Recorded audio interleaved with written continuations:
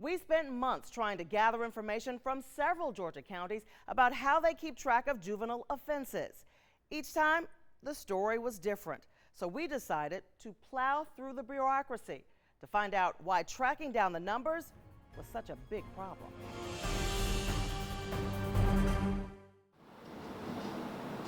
The Georgia Bureau of Investigation is the repository of crime stats across the state, collecting data from more than 150 county law enforcement agencies to tell the story of what's going on. Among that data, statistics about juvenile crime. Georgia law mandates that juvenile history information be submitted and to the Georgia Bureau of Investigations. The GBI says 8 crimes make up the state's crime index, and data about juveniles or offenders under the age of 17 is kept in a different file, unless they're charged with felony offenses and treated as adults.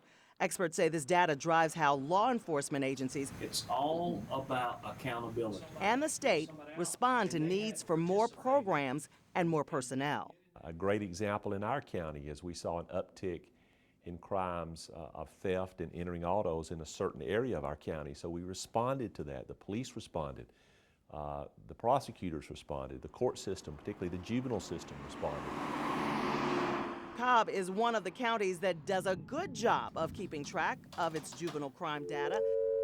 But we called a number of metro area counties to break down their reporting methods. Hi, this is Karen Greer from CBS 46. And learned that many counties have spotty records, if any records at all, even though by law they are required to report their statistics. The expectation is that the local agencies will do their due diligence and report the information. But all don't.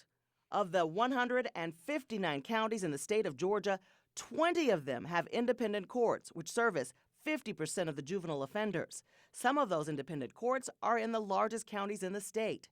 We needed to find out more, so we called to collect data on juvenile crime statistics. This is what Henry County told us. Quote, the county doesn't submit any information to the state. The county takes the cases to trial and the state compiles data based on the outcome, end quote.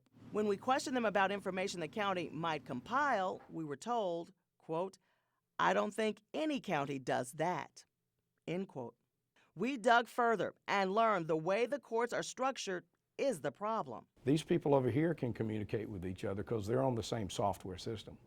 Each of these different rainbow courts over here, or independent courts, have their own independent software system.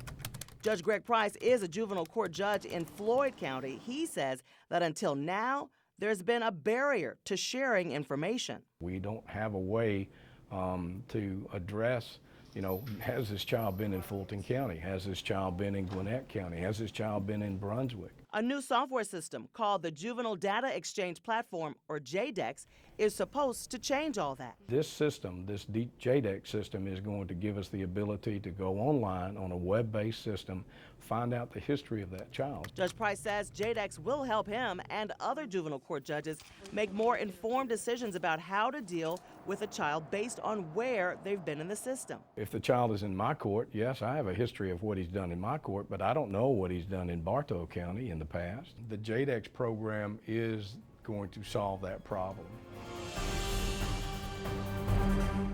Implementation of the JDEX program began in January of 2015 and became fully accessible to juvenile court judges just last month. Next time, a look at a mentoring program targeting youth who are most at risk. For CBS 46 Investigates, I'm Karen Greer.